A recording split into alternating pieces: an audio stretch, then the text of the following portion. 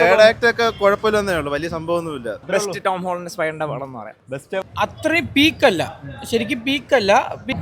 ഹോമിന്റെ ആ ഒരു തിയേറ്റർ ആ ഒരു ഇതില്ല, എന്നാലും ഉണ്ട്. നോവേ ഹോമിന്റെ അത്രയും പേഴ്സണലി എനിക്ക് ഇഷ്ടപ്പെട്ടില്ല. ഓവറോൾ കുഴപ്പമില്ല, കണ്ടിരിക്കാം.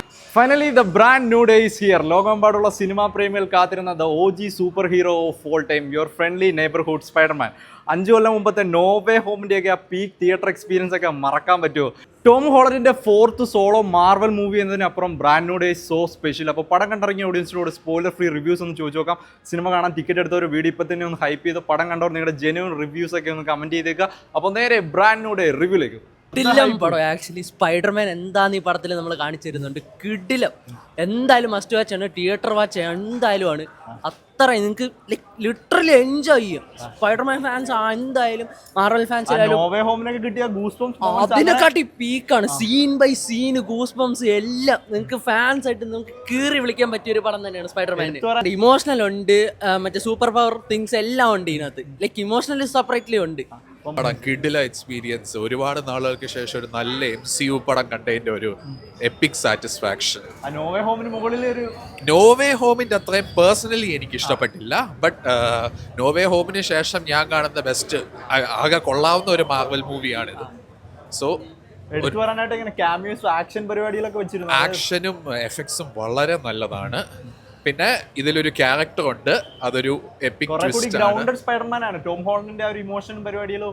ടോം ഹോളണ്ടിന്റെ നല്ലൊരു പെർഫോമൻസ് തന്നെയാണ് ഇതിലും വന്നിരിക്കുന്നത്.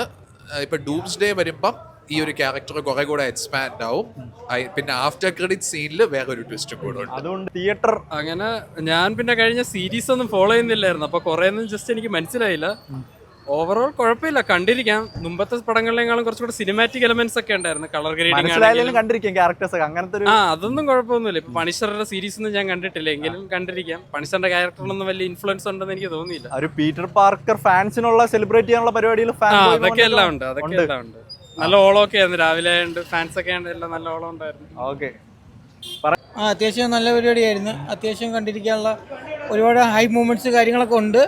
പിന്നെ ഇതൊരു സ്റ്റോറി ഓറിയൻറ്റഡ്, ഒരു ഇമോഷണൽ ടച്ചിലൂടെയാണ് മെയിനായിട്ട് സ്റ്റോറി പോകുന്നത്. അല്ലാണ്ട് ഒരു ആക്ഷൻ ഓറിയൻറ്റഡ് അല്ലെങ്കിൽ അത്രയും വലിയ ആക്ഷൻ പടമൊന്നുമല്ല. ആക്ഷൻസ് ഉണ്ട്, പക്ഷെ ലിമിറ്റഡ് ആയിട്ടുള്ളതാണ്. കൂടുതലും സ്പൈഡർമാൻ്റെ കുറേ മുന്നത്തെ പടത്തിലുള്ള അത് എങ്ങനെ റിക്കവർ ചെയ്യണതും അതിൻ്റെ പരിപാടികളൊക്കെയാണ്. ഫ്രഷ് സ്റ്റാർട്ടായിട്ട് പുതിയത് തുടങ്ങിയിട്ടുണ്ട്. നോവേ ഹോം ഒക്കെ പോലെ പീക്ക് പരിപാടി പ്രതീക്ഷിച്ച് വന്നാൽ അത്രയും പീക്കല്ല, ശരിക്കും പീക്കല്ല. അങ്ങനത്തെ കുറച്ച് സീൻസും കാര്യങ്ങളൊക്കെ ഉണ്ട് നിലവിൽ. പക്ഷെ എന്നാലും ഇത് ഫുള്ളി ഒരു ഇമോഷണലും പിന്നെ ഒരു എന്താ പറയുക കിഡ് എന്നുള്ള ലൈക്ക് കുട്ടി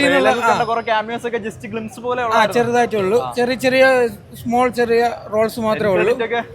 എൻക്രെഡിറ്റ്സ് ഭീകര സംഭവമല്ല, എന്നിരുന്നാലും ജസ്റ്റ് ഓക്കെ, പുതിയൊരു സംഭവമായിട്ടാണ് തോന്നുന്നത് എനിക്ക്. നല്ല മൂവിയായിരുന്നു, പ്രെഡിക്റ്റബിൾ അല്ല. ക്ലൈമാക്സ് കുറച്ച് ആക്ഷൻ കുറവായിരുന്നു, അത് വെച്ച് നോക്കിയാൽ നല്ല മൂവിയായിരുന്നു. പുതിയൊരു സ്റ്റോറി ബിൽഡിംഗ് പോലെയാണ്. ആണ്.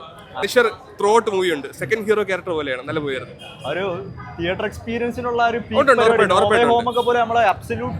ഹോമിന്റെ ആ ഒരു തിയേറ്റർ ആ ഒരു ഇതില്ല, എന്നാലും ഉണ്ട്. നല്ല മൂവിയാണ്. ഫാൻസിനുള്ള എല്ലാം ഉണ്ട്. ഇപ്പൊ സ്പൈഡർമാൻ പക്ക സ്പൈഡർമാൻ ഫാൻ ആണെങ്കിൽ എന്തായാലും മൂവി ഇഷ്ടപ്പെടും. വൻ സർപ്രൈസ് എന്നൊക്കെ പറയാനൊന്നുമില്ല.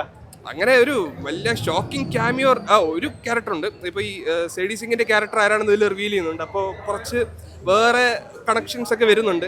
നമ്മുടെ ഈ പണിഷറും ഡിഫൻഡറും ഒന്നും ഫോളോ ചെയ്യാത്തവർക്ക് എങ്ങനെയായിരിക്കും? അവർക്ക് കുറച്ച് അവർക്ക് ഇഷ്യൂ വരുന്നില്ല, കാരണം പണിഷറിന്റെ ബാക്ക് സ്റ്റോറി ഒന്നും ഒരുപാട് കണക്ട് ചെയ്യുന്നില്ല.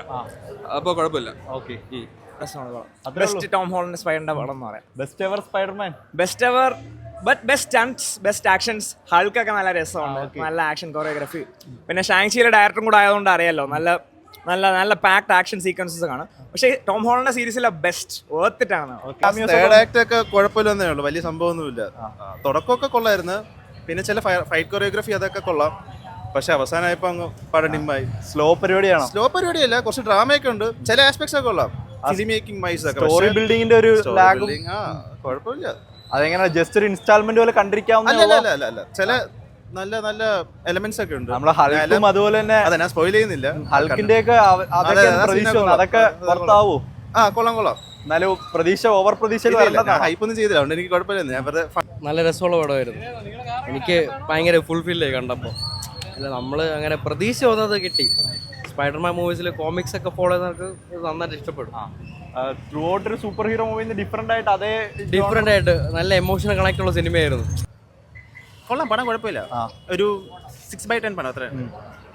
പണിഷർ ക്യാരക്ടർ പുതിയ പണിഷറിന്റെ ക്യാരക്ടറിനൊക്കെ അവർ ഭയങ്കര മോശമായി കളഞ്ഞു.